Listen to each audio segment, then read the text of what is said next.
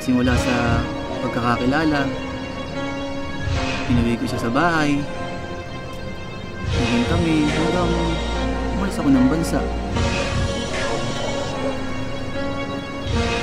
Gumapang ako sa pagtatrabaho para sa kapatid ko pero baliwala lang pala. Nagsusugal ka? Ha? Oo, kuya! Akala mo ikaw lang may tinatago?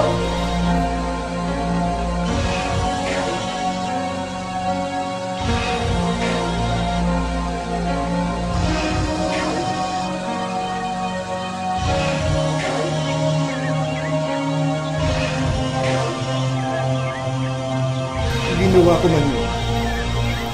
Yun ay para makapag-aral ka. Pero wala kang utang na loob. Gago ka! Tanungin mo siya kung ano ang dahilan niya. Bakit niya nagawa yun? Alam na siya sa buhay niya. Mahal mo ang kapatid mo, di ba? Natural lang na gawin mo ang lahat. Kahit gumapang ka sa hirap,